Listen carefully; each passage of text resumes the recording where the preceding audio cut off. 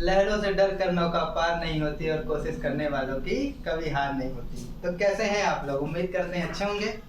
हम लोग मैथ सीख रहे थे और हम लोग का चैप्टर था बीजगणितीय व्यंजक। तो उसमें हम लोगों ने अब तक सीखा कि गुणनखंड किस तरीके होते हैं, गुणांक क्या होते हैं और व्यंजक क्या होता है। तो ये सब हम लोग सीखे थे और पिछले वीडियो में हम लोगों ने समान पद और असमान पद के बारे में जाना था और उससे रिलेटेड कुछ क्वेश्चंस भी किए थे। आज के इस टॉपिक में हम लोग एक पदी, दो पद और त्रिपद और बहुपद जानेंगे कि ये क्या होता है। ठीक है, तो आज का हमारा हेडिंग है एक पदी, द्विपद, त्रिपद तथा बहुपद। सबसे पहले एक पदी की अगर बात की जाए तो आप जरा समझिएगा, क्योंकि आप व्यंजक जानते हैं कि व्यंजक क्या होता है। जब दो या दो से अधिक चर या इसके समूह को एक साथ जोड़, घटाना, गुणा, भाग के रूप में लिख देते हैं, मतलब बेसिक मैथमेटिकल ऑपरेशन लगा देते हैं, तो वही क्या कहलाता है? व्यंजक कहलाता है। तो जब भी आप ऐसा व्यंजक ले लें जिसमें केवल एक पद हो, जिसमें क्या हो? केवल एक पद हो, तो वो एक पदी कहलाता है। क्या कहलाता है? एक पदी। देखिए कैसे, जैसे 5x स्क्वायर और क्या 8x स्क्वायर, ठीक है, 7y, सब में देखिए एक ही एक पद है ना, तो ये क्या है? एक पदी। क्या है? एक पदी। जरा थोड़ा सा यहाँ समझिए, जैसे अगर आपने ऐसे ले लिया 7x प्लस 8x, अब आप कहें भैया इसमें जो है कितने पद हो गए? एक, दो, तो ये क्या द्विपदी व्यंजक हो गया? नहीं, जरा समझिए, आप द्विपदी व्यंजक या एक पदी व्यंजक कब कहेंगे? ठीक है, एक पदी व्यंजक तो सरल सीधे एक पदी हो जाएगा, लेकिन जब द्विपदी की बात होगी तो जो भी पद होंगे दोनों के दोनों असमान होने चाहिए, यानी विजातीय होने चाहिए। क्यों विजातीय होने चाहिए? क्योंकि भैया अगर वो सजाती होंगे, अगर लाइक टर्म होंगे तो वो आपस में जुड़ जाएंगे। क्या होंगे? आपस में जुड़ जाएंगे। जैसे देखिए ये क्या हो जाएगा, आपको लगे भले ये द्विपदी रहा है लेकिन ये जुड़ जाएगा क्योंकि ये सजाती है। तो 8, 2, 10, 5, 15 क्या हो गया? 15x हो गया, तो ये अब तो एक पदी बन गया ना। इसलिए जो भी आप द्विपदी लिखेंगे वो असमान होने चाहिए। क्या होने चाहिए? असमान पद होने चाहिए या विजातीय पद होने चाहिए।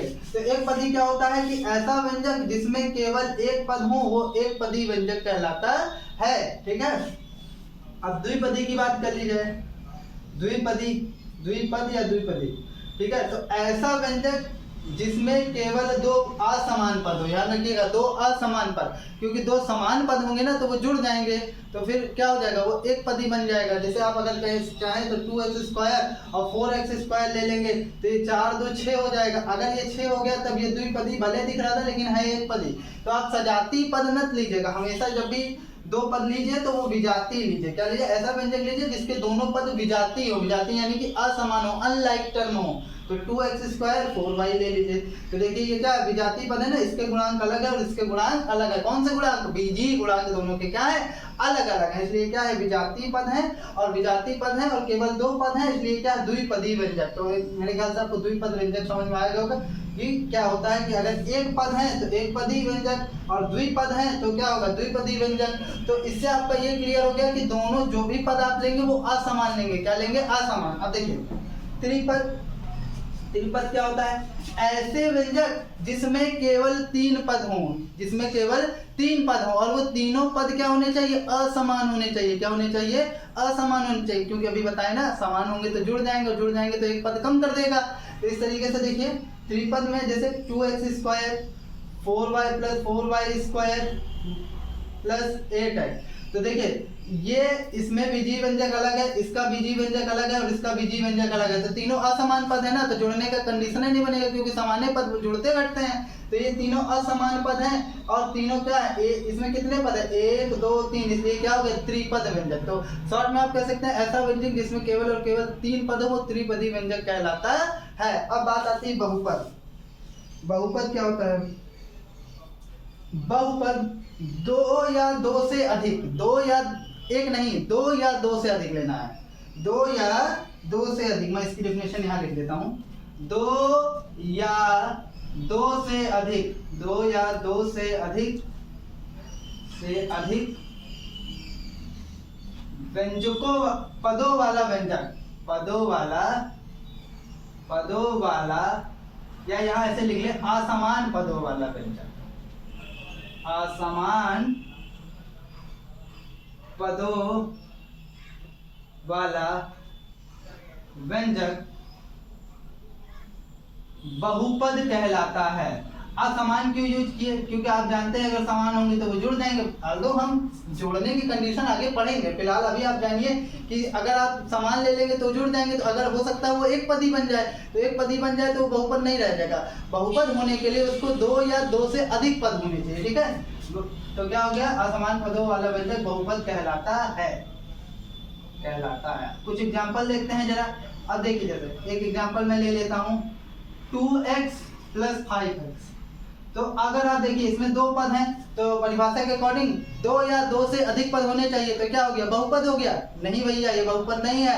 देखिए दोनों समान पद है ना, क्योंकि दोनों के बीजीय गुणांक क्या है, सेम है। पीछे मैंने बताया ना बीजीय गुणांक सेम होते हैं तो क्या वो सजातीय पद या समान पद हो जाते हैं। तो अब देखिए 5 2 कितने हो जाएंगे, 7x।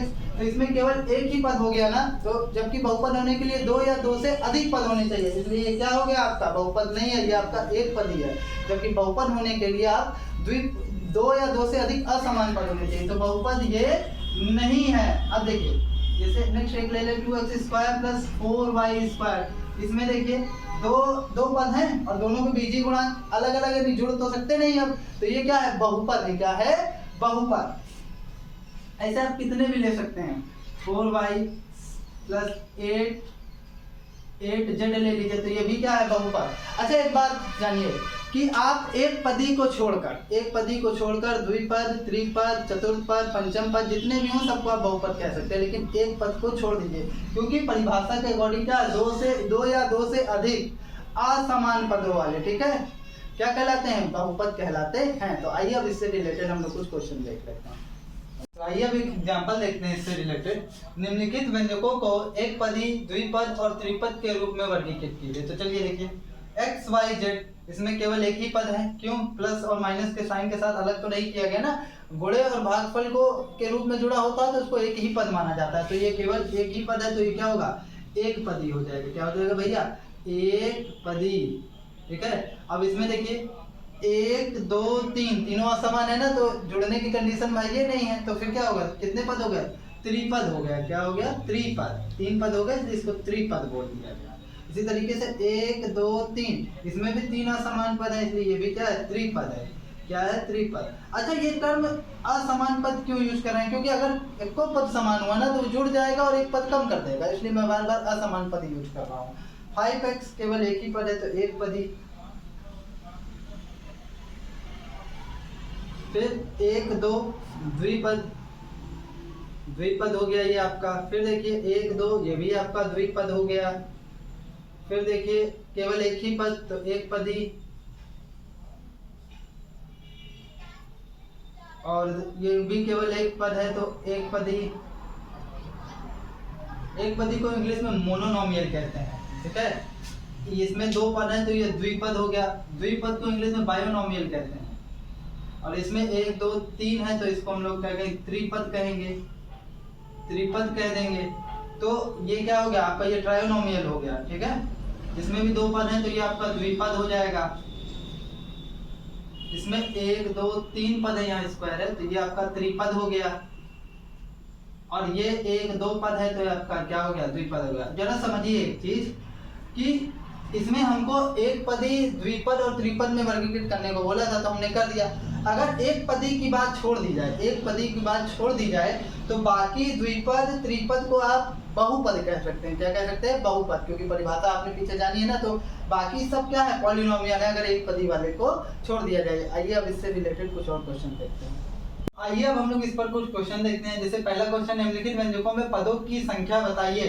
तो पहला नंबर देखिए, इसमें केवल एक पद है तो इसमें पदों की संख्या कितनी होगी, एक होगी। 13x में पदों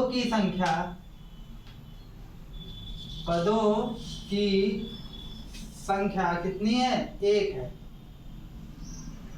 एक होगी। ये आपका पहला क्वेश्चन है। सेकंड देखते हैं। सेकंड वाले में अगर आप देखिए पदों की संख्या कितनी है, डायरेक्ट कर रहे हैं भैया। देखिए 1 2 2 2 है ना, तो पदों की संख्या कितनी है? 2 है। अब तीसरा नंबर देखिए, तीसरे नंबर क्या है? ax² minus bx plus c। इसमें पदों की संख्या देखिए 1 2 3, तो पदों की संख्या कितनी हो गई? 3 हो गई। ठीक है। नेक्स्ट 4 नंबर देखिए 3x माइनस z। इसमें पदों की संख्या कितनी है? 1 2, तो कितनी होगी पदों की संख्या? 2। अब आइए सेकंड नंबर क्वेश्चन देखते हैं। निम्नलिखित में सत्य कथन बताइए, तो यही आप बता दीजिए। 5x² द्विपद व्यंजक है? नहीं, सब गुणे के रूप में जुड़े ना, गुणे और भागफल के रूप में जुड़े होते हैं तो वो एक ही पद माना जाता है, जब तक कि प्लस और माइनस का चिन्ह लगाकर उन्हें अलग ना किया जाए और वो दोनों विजातीय ना हो, तो केवल एक ही पद है, तो ये द्विपद व्यंजक नहीं है। ठीक है, तो ये आपका असत्य कथन है। क्या है? असत्य कथन है। ठीक है।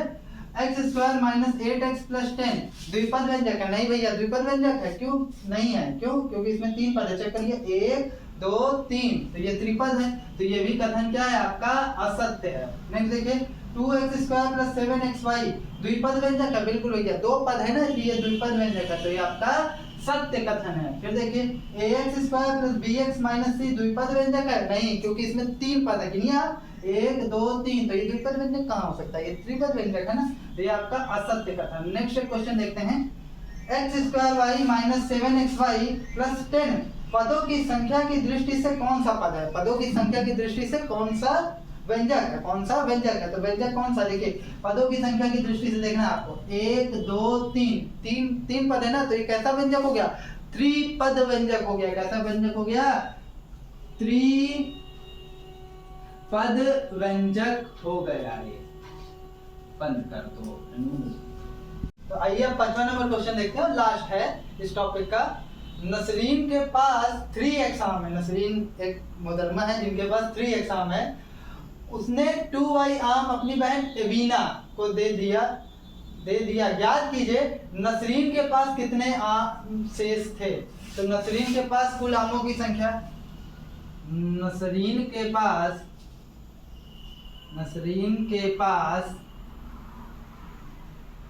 कुल आमों की संख्या, कुल आमों की संख्या बराबर कितने आम नसरीन के पास? 3x। नसरीन द्वारा अपनी बहन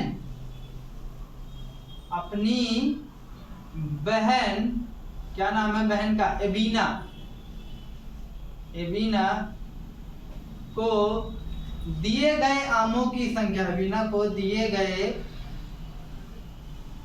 आमों की संख्या,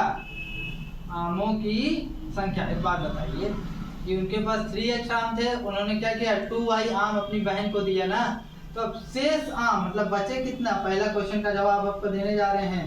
शेष आमों की संख्या। अच्छा जरा एक बात बताइए, अगर आपके पास 5 अमरूद थे, उसमें से 2 अमरूद मैंने मान लीजिए अनूप जी को दे दिए, तो उसमें कितने आम बचे आपके पास? तो आप घटाएंगे ना, तो 3 आम बचेंगे, 3 आम। तो इसी तरीके से नसरीन के पास 3x आम थे। टोटल कितने आम थे? 3x। तो उन्होंने अपनी बहन एबीना को 2y आम दे दिए, तो जितने थे उनके पास उसमें से हम लोग 2y घटा देंगे। घटाने से क्या होगा? जितने उनके पास आम शेष बचे वो मिल जाएंगे। तो उनके पास कितने आम शेष बचे? 3x माइनस 2y आम शेष बचे। अब सेकंड नंबर क्वेश्चन देखिए, शेष आमों की संख्या में कितने पद हैं? 1 2। तो शेष आमों की संख्या में